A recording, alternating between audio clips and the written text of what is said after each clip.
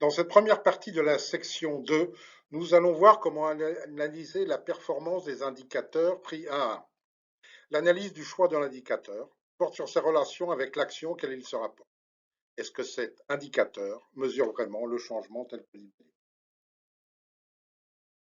La question de la pertinence renvoie à celle de savoir si l'indicateur mesure bien le résultat auquel il est associé.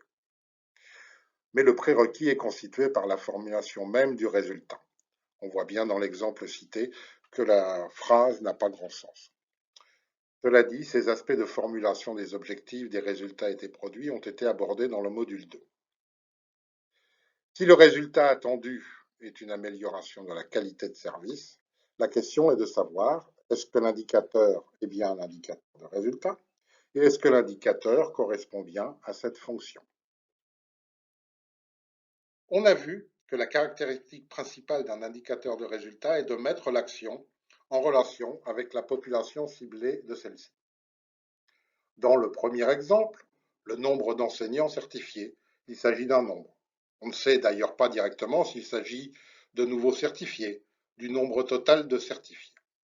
Il ne s'agit donc pas d'un indicateur de résultat. Le second exemple met en relation un élément de norme des centres de santé de base, normant personnel. La présence d'un médecin avec le nombre total de centres de santé de base. Il s'agit bien d'un indicateur de résultat, de fonction qualité de service. Sur cette question de la ressource humaine, en l'occurrence celle des médecins, il existe d'autres indicateurs possibles. Ratio médecin-habitant par exemple. Mais le choix a été fait de se concentrer sur la mesure des services de base.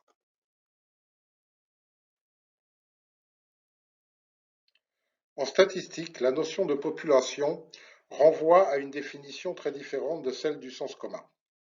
La population est l'effectif total sur lequel une variable est calculée. Il peut évidemment s'agir d'une population d'individus, comme au sens commun, mais la statistique utilise des notions précises. La population malgache retient la nationalité. La population de Madagascar, celle de résidence. Elle contient aussi des étrangers. Mais aussi de groupes d'individus. Là encore, il faut être précis. Les fonctionnaires renvoient un statut. Le personnel de la fonction publique a un employeur. Ou encore d'infrastructures, les centres de santé, les routes, les écoles, les tribunaux, et enfin à des actes de l'administration. Une affaire jugée en justice, un acte médical, une aide accordée. La question principale est de savoir si on connaît l'effectif de cette population avec suffisamment de précision. Sinon, lorsqu'on l'utilise pour calculer un taux, on introduit une erreur qui peut être lourde. Les quelques exemples qui vont suivre indiquent les difficultés qu'il peut exister sur les effectifs de population. Pour calculer un taux de dossier à jour du personnel de la fonction publique, cela nécessite de connaître avec une relative précision le nombre d'agents de l'État. Or, pour l'instant, le ministère de la fonction publique ne dispose pas de cette information, même si cela est en cours de résolution. Pour calculer un taux d'abattoir aux normes, cela nécessite de disposer au dénominateur du nombre total d'abattoirs. Or, le dernier inventaire remonte à plus de 20 ans. Pour le taux de scolarisation, cela nécessite au dénominateur de disposer des projections de la population en âge scolaire. Or, ces projections sont actuellement très anciennes et en attente des résultats du dernier recensement de la population. Enfin, le taux de dépistage des facteurs de risque de maladies non transmissibles nécessite au dénominateur le nombre total de consultations externes d'adultes de plus de 15 ans dans les formations sanitaires et au numérateur le nombre de dépistages effectués. Le calcul ne présente aucune difficulté puisque ces deux informations sont enregistrées en même temps. Ces défauts d'inventaire renvoient le plus souvent à des défaillances des systèmes statistiques qu'il est difficile et onéreux de régler rapidement. La position adoptée est souvent de se rabattre sur des nombres et donc d'abandonner cette caractéristique essentielle pour le pilotage. Ce qui fait que les rapports annuels de performance contiennent, et pour certains uniquement, des taux de réalisation. Il existe des solutions pour contourner ce problème, qui est de remplacer la population inconnue par une population connue qui s'en approche. Dans le cas de l'indicateur du taux de dossier administratif à jour, et sans inventaire exhaustif, on peut se rabattre sur les dossiers manipulés au cours de l'exercice, par exemple lors des mutations, et vérifier si les pièces sont présentes. Cela revient à faire une forme de sondage, mais c'est bien un indicateur de résultat.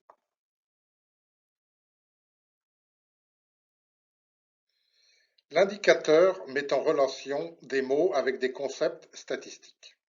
Ainsi, la proportion de communes disposant d'un guichet foncier devient le taux de couverture des services fonciers.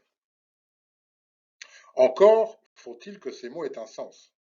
Avec toute la bonne volonté du monde, l'accord de partenariat signé pour mesurer la disponibilité de l'information du ministère du Travail, on ne voit pas trop. Dans le second exemple, il n'existe pas de problème de sens, et l'indicateur est bien en lien avec le résultat. La critique qui pourrait être faite concerne l'aspect prise en charge. En effet, l'insuffisance pondérale est l'état du patient à son arrivée en consultation, pas sa prise en charge. Pour mieux coller au résultat, il faudrait passer à un indicateur de type taux de récupération des patients pris en charge. Il existe deux dimensions de mesure de l'efficacité socio-économique. Le nombre d'affaires jugées sur le fond par an sur le nombre d'affaires en cours dans une juridiction, qui est traduite par le taux de dossiers jugés sur le fond, mesure un rendement de l'administration. Au numérateur, des décisions rendues, au dénominateur, des affaires inscrites. La mesure de rendement concerne tous les secteurs qui délivrent un service public. Nombre de malades traités, nombre sur nombre de dépistés, nombre de certificats fonciers délivrés sur nombre de demandes. Le taux de couverture vaccinale pour tout antigène mesure le nombre d'enfants de 0 à 11 mois vaccinés par rapport à la population d'enfants de 0 à 11 mois. Il s'agit d'une mesure de la pénétration de l'action auprès de la population d'un acte, en l'occurrence la vaccination. Au numérateur, le nombre de vaccinations, au dénominateur, la population ciblant. Il convient de noter que ces deux mesures ne sont pas équivalentes. On peut avoir une justice à fort rendement, mais qui ne touche que 1% de la population. En pratique, cela revient à dire que le choix répond à deux types de résultats différents. La quasi-totalité des fiches de performance actuelles contiennent quelques dizaines d'indicateurs relatifs à des respects de normes, à des respects de procédures ou de conditions de travail. À de rares exceptions près, il est possible de voir ce à quoi ce respect des normes peut correspondre pour l'usager. La gestion du personnel répond aux besoins d'excellence du ministère à travers un taux de dossier traité à temps, pour peu que l'on ait défini le terme de temps, 3 semaines, 3 mois, 3 ans, et que l'on ait défini le type de dossier, peut constituer par contre un élément parfaitement compréhensible pour un usager.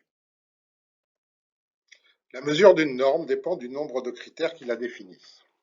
S'il existe un seul critère, cela est relativement simple. Le respect des délais de transmission des rapports mensuels des formations sanitaires est fixé à 15 jours ouvrés après la fin du mois.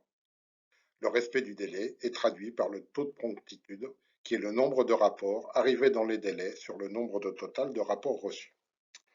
S'il existe plusieurs critères, comme dans l'exemple, cela nécessite de mesurer chaque indicateur séparément, puis de transformer le tout dans un système de notation. Si 80% des agents arrivent à l'heure, c'est égal à 1. Si un bureau n'est pas signalisé, égale 0, etc., etc. À la fin de l'ensemble des notations, je peux conclure qu'un service est aux normes. L'indicateur prend alors la forme d'un rapport entre le nombre de services aux normes sur le nombre total de services. Régler les questions de qualité de service grâce à des taux de respect de normes devient, dès lors que le nombre de critères est élevé, complètement opaque pour l'usager et parfois même pour le concepteur. Il existe dans la qualité de service 4 dimensions principales qui répondent directement à des questions telles que tout le monde se pose. Est-ce que le service est proche de l'usager? Ça peut se traduire par différents types d'indicateurs comme le taux d'accès géographique, qui mesure le nombre d'habitants situés à bonne distance, de kilomètres ou 30 minutes d'un service, ou le taux de couverture géographique d'un service, rapportant le nombre de communes équipées au nombre total de communes. Est-ce que le service est disponible, comme par exemple les ratios de personnel, médecins, juges, rapportés à la population de l'aire de service? Est-ce que les usagers, filles, garçons, urbains, ruraux, sont égaux face à un même service? Si le taux de scolarisation des garçons est de 30% supérieur à celui des filles, l'indicateur dit indice de parité est de 0,6. Il faudrait qu'il soit 1 pour avoir la parité. Enfin, les indicateurs de respect des engagements de l'État. Si le délai légal de délivrance d'un certificat foncier est de 1 an et qu'en pratique il est de 3 ans, le taux de réduction des délais est de 200%. En général, l'usager est beaucoup plus sensible à ce type d'engagement que lorsque ce critère est noyé dans une norme de service foncier. Avant d'entamer une analyse de pertinence pour un secteur donné, il convient de bien se documenter. Il existe au niveau international de nombreux guides, recueils d'indicateurs, en particulier pour les secteurs de la santé et de l'éducation, qui proposent des indicateurs normalisés au niveau international. Au niveau de Madagascar, et même si cela est rare, il existe aussi quelques recueils de métadonnées, comme par exemple pour le secteur de la santé. Lors de l'analyse, il faut se méfier de tous les indicateurs aux définitions simplistes. Un taux de dossier traité, tout court, indique souvent que le concepteur de la matrice a mis quelque chose juste pour remplir une case. Des indicateurs globaux de normes mal définies qui souvent conduisent par la suite à conclure à leur non-mesurabilité. À la fin de cette seconde section, nous allons vous proposer de tester de nouveau vos connaissances. Parmi les indicateurs suivants, pouvez-vous les classer selon leur appartenance aux indicateurs d'efficacité, d'efficience ou de qualité de service? Ratio de déconcentration du personnel. Pourcentage des communes accessibles par voie de surface toute l'année. Nombre de titres fonciers établis. Longueur des routes réhabilitées ou construites. Nombre d'enseignants encadreurs de l'EF certifiés. Pourcentage des admis au BEPC. Taux de mise en place d'une base de données fiable. Pourcentage des districts supervisés en matière de surveillance épidémiologique. Taux de disponibilité des intrants de santé. Taux de couverture contraceptive. Pourcentage des indicateurs de résultats disponibles. Attention, il peut ne pas exister de réponse. Vous pouvez maintenant mettre la vidéo sur pause et reprendre lorsque vous avez fini de remplir ce questionnaire. Voici maintenant les résultats. Le ratio de déconcentration du personnel est bien un indicateur de qualité de service. Le pourcentage des communes accessibles par voie de surface toute l'année est aussi un indicateur de qualité de service. Par contre, le nombre de titres fonciers n'est ni un indicateur d'efficacité, ni d'efficience, ni de qualité de service, c'est un nombre. Pareil pour la longueur des routes réhabilitées ou construites, il s'agit de réalisation. Le nombre d'enseignants encadreurs de l'EF certifiés est aussi un nombre, donc il ne s'agit pas d'un indicateur de résultat. Le pourcentage des admis au BEPC est bien un indicateur d'efficacité des fonctions d'enseignement. Le taux de mise en place d'une base de données fiable n'est ni à ranger dans la catégorie efficacité, ni efficience, ni qualité de service. Le pourcentage de districts supervisés en matière de surveillance épidémiologique est bien un indicateur de qualité de service. Enfin, le taux de couverture contraceptive est bien un indicateur d'efficacité qui mesure un taux de pénétration des actions de contraception. Le pourcentage des indicateurs de résultats disponibles n'est pas un indicateur de résultat puisqu'il est un petit peu tautologique par rapport au contenu de la matrice de performance.